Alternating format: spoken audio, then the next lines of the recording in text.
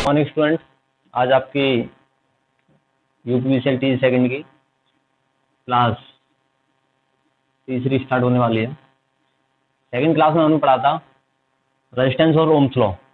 Resistance और Ohm's law में हमने क्या पढ़ा था कि रेजिस्टेंस क्या करता है, करंट का अपोज करता है, ठीक है, जिसका हमने फॉर्मूला पढ़ा था आर बराबर रो एल अपॉन सी। इससे रिलेटेड हमारे बहुत सारे डेरिवेशन, इसी से रिलेटेड डायरेक्ट पूछ लेता है कि किसी कंडक्टर की लंबाई रेजिस्टेंस पर डिपेंड करती है या नहीं। सीधा सीधा यहाँ से आप बता सकते हो।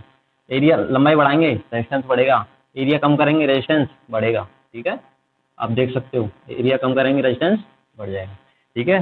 इससे आगे हमने पढ़ा था ओम्स लॉ। ओम्स लॉ क्या है? एक रेजिस्टेंस का लॉ है जो क्या बताता है, V proportional to I, V बराबर आई आर, ठीक है। इससे आगे हम देखो रेजिस्टेंस देखते हैं। रेजिस्टेंस क्या करता है, या पावर को क्या करता है, रेजिस्टेंस करता है पावर को एब्जॉर्ब। रेजिस्टेंस क्या करता है, किसी रेजिस्टेंस को सप्लाई दी जाती है तो क्या करता है, उस इलेक्ट्रिक पावर को एब्जॉर्ब करता है। लेकिन डिसिपेट किस में करता है, वो डिसिपेट करता है, एब्जॉर्ब पावर करता है और डिसिपेट करता है वो हीट की फॉर्म में। किसकी फॉर्म में? हीट की फॉर्म में। तो हम कह सकते हैं रेजिस्टेंस क्या करता है, पावर एब्जॉर्ब एंड फॉर्म को ट्रांसफर कर देता है हीट की एनर्जी में। यानी इलेक्ट्रिकल एनर्जी को किस में कन्वर्ट कर देता है, हीट एनर्जी में। इलेक्ट्रिक एनर्जी को किस में कन्वर्ट कर देता है, हीट एनर्जी में, ठीक है। इससे आगे हमने कल ही पढ़े थे कि ये बाइलेटरल एलिमेंट पढ़े थे हमने। बाइलेटरल, बाइलेटरल का मतलब क्या है?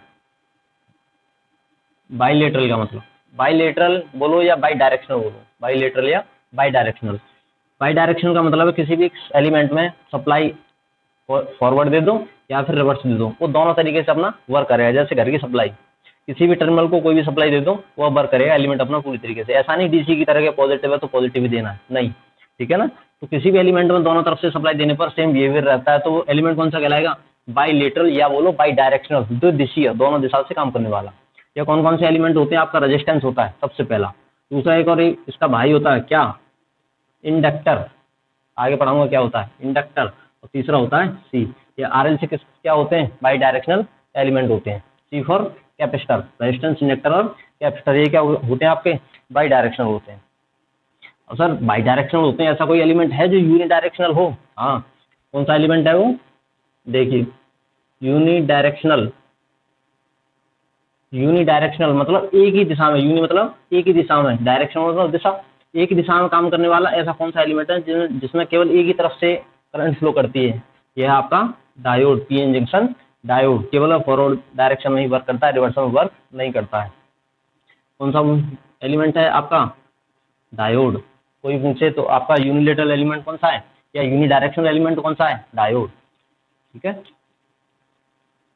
आगे हम पढ़ेंगे यह आपका पावर जो पैसिव एलिमेंट और एक्टिव एलिमेंट, मैंने अभी बताया आपके आर एल और C, R L C. Active element सबसे पहले बात करूंगा पैसिव एलिमेंट की। एलिमेंट हमारे दो होते हैं, एक होता है एक्टिव, दूसरा होता है पैसिव, जो मैंने फिगर डायग्राम में पढ़ाए थे। एक्टिव एलिमेंट की बात करूं तो एक्टिव एलिमेंट वो एलिमेंट होते हैं जो पावर को क्या करते हैं, डिलीवर करते हैं, मतलब पावर को निकालते हैं। जैसे आपका जनरेटर रहा, पावर देता ही तो है, बैटरी रही, पावर देता ही तो है। ऐसे आपका सेल रहा, सप्लाई सोर्स रहा, ये क्या होते हैं आपके एक्टिव एलिमेंट होते हैं, ठीक है।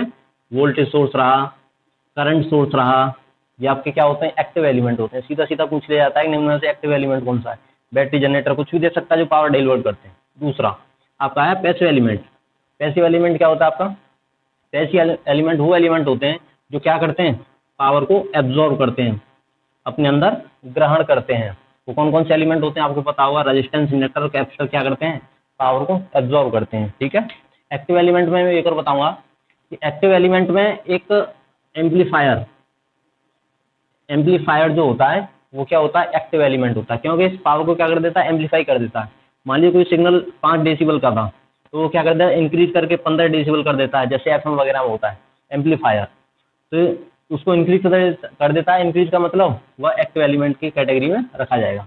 दूसरा एक और होता है एससीआर, सिलिकॉन कंट्रोल रेक्टिफायर, यह भी आपका एक्टिव एलिमेंट में रखा जाता है। यह दो पिछली बार क्वेश्चन आ चुके हैं, एम्पलीफायर और दूसरा क्या होता है, एससीआर।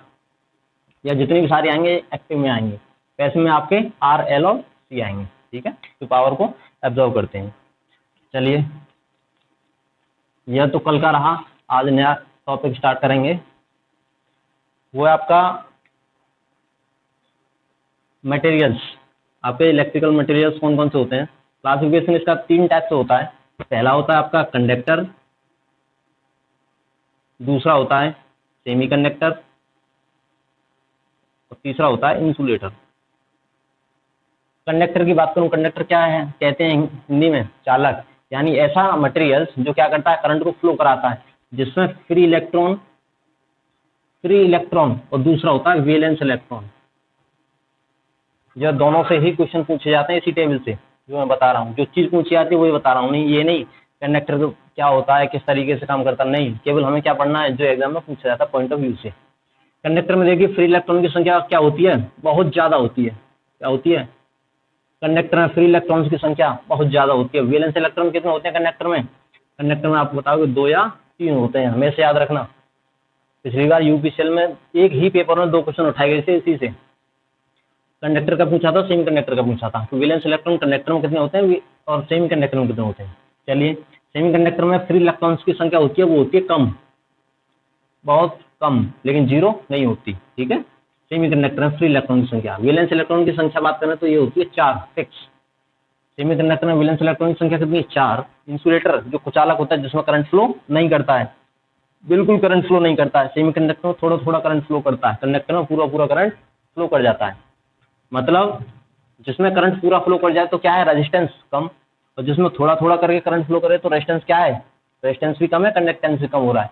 और रेजिस्टेंस इतना कम नहीं है लेकिन इतना कम नहीं है। और इंसुलेटर में क्या है, रेजिस्टेंस बहुत ज्यादा है, जिसकी वजह से हमारा करंट फ्लो नहीं करता है। फ्री इलेक्ट्रॉन की बात करें तो इंसुलेटर में होते हैं फ्री इलेक्ट्रॉन बिल्कुल 0। फ्री इलेक्ट्रॉन कितने होते हैं? 0। फ्री इलेक्ट्रॉन 0 मतलब करंट फ्लो 0। आगे वैलेंस इलेक्ट्रॉन की बात करेंगे इंसुलेटर में होते हैं 4 से अधिक। हमेशा यही आपको याद रखनी है ये table. Conductor, semi conductor, insulator में। कंडक्टर के आपको एग्जाम्पल्स पता होंगे, क्या होता है? कॉपर होता है, एल्यूमिनियम होता है, आयरन होता है, और क्या, ये सारे जो मटेरियल्स होते हैं ये आपके कंडक्टर में आते हैं। सेमी कंडक्टर में क्या होता है? जर्मेनियम हो गया, सिलिकॉन हो गया, इंडियम हो गया, फॉस्फोरस हो गया, आर्सेनिक हो गया, गैलेनियम हो गया, ये सारे क्या है आपके सेमी कंडक्टर। इंसुलेटर में जैसे पोर्सिलिन हो गई, माइका हो गई, वुड हो गई, लकड़ी, ठीक है, प्लास्टिक, ये जितने भी मटेरियल्स आते हैं आपके, चीनी मिट्टी, अब्रक, माइका, ये सभी किस में आते हैं? इंसुलेटर में। ठीक, आगे हम बात करेंगे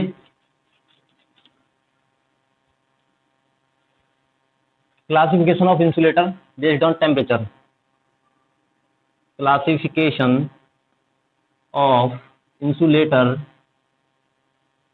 बेस्ड ऑन टेम्परेचर, मतलब टेम्परेचर के अनुसार हम क्लासिफिकेशन किसका करेंगे? इंसुलेटर का। ठीक है, इंसुलेटर का क्लासिफिकेशन करेंगे तो देखिए इसकी क्लास होती है, क्लास, ठीक है, यहाँ क्लास, यहाँ क्या आ गया आपका?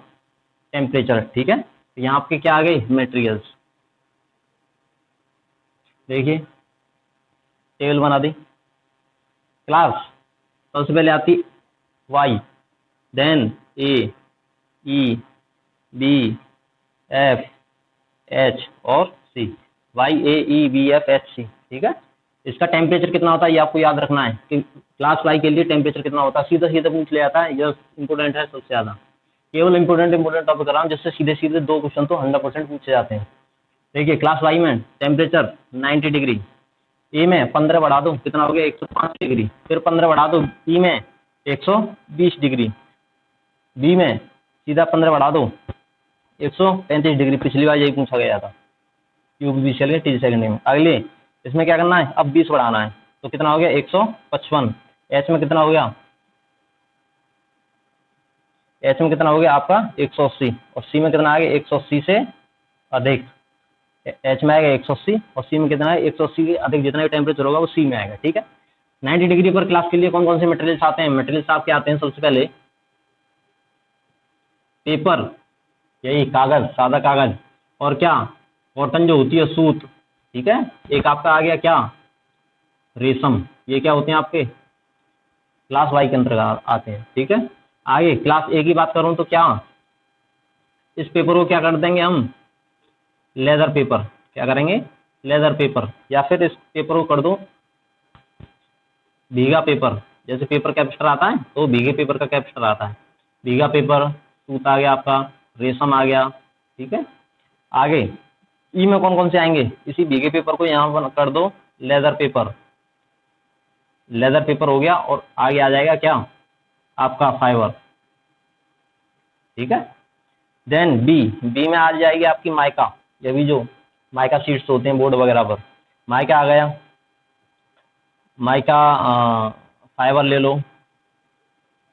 देन इसके बाद में एक और आता है माइका फाइबर और एस्बेस्टस। ये आपके किस में आते हैं, बी में। यही पूछा गया था पिछली बार। 135 डिग्री टेम्परेचर पर कौन सा मटेरियल आता है, उसका टेम्परेचर कितना होता है, 135 डिग्री होता है, ठीक है। एफ के लिए हम देखेंगे क्या, एफ के लिए आपकी इसमें एक सेम माइका फाइबर एस्बेस्टस सभी के सभी, यानी बी और एफ में सेम होते हैं, ठीक है।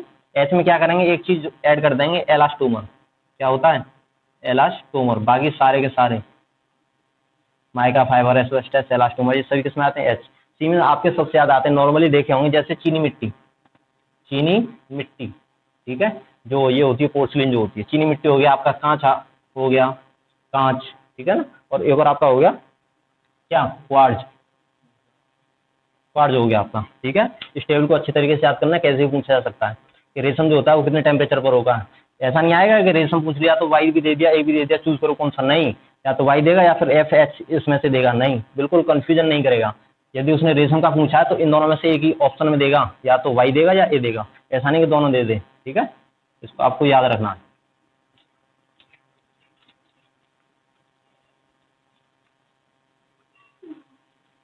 बहुत ही ज्यादा इंपॉर्टेंट क्वेश्चन है, सीरियस लेकर के पढ़ाई करो, ठीक है। आगे मैं आपको बताऊंगा जो इंसुलेटेड केबल होती है उसका वोल्टेज, केबल के टाइप्स, कौन कौन सी केबल यूज की जाती है। अब देखिए, सबसे पहले जो 230 वोल्टेज होती है या 440 जो घरेलू वायरिंग की होती है वोल्टेज, उसमें यूज की जाती है आपकी पीवीसी केबल। कौन सी यूज की जाती है, पीवीसी केबल। आगे हम बात करेंगे 440 वोल्ट से अधिक, कितनी, 22 केवी तक आपकी यूज की जाती है बेल्टेड केबल। कौन सी, बेल्टेड केबल, याद रख लेना, सीधा सीधा पूछ लिया जाता है। 22 केवी से आपकी 66 केवी तक यूज की जाती है आपकी एच टाइप, सीधा सीधा पूछ लिया जाता है। और 66 केवी से आपकी 132 केवी तक यूज की जाती है ऑयल फील्ड, मतलब उस केबल में ऑयल भरा रहता है। आगे 132 केवी से 440 केवी तक या 400 केवी तक यूज की जाती है गैस प्रेशर, गैस दाब केबल, ठीक है। याद रख लेना, ये वोल्टेज के अकॉर्डिंग क्या है आपका केबल। चलिए स्टूडेंट, आज आपकी थर्ड क्लास के लिए इतना ही। Next class will be continue होगी टुमारो। Thank you.